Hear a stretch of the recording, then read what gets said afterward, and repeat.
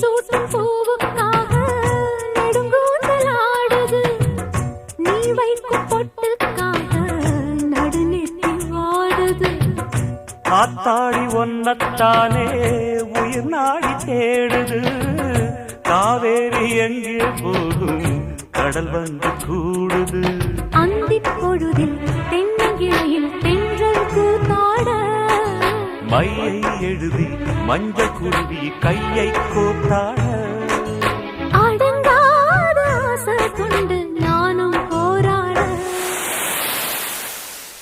உனக்கென பிறந்தவ ரெக்க கட்டி பறந்தவ இவதான். என விட உனக்கு இங்கு மனசுக்கு பிடிச்சவ எவதான்.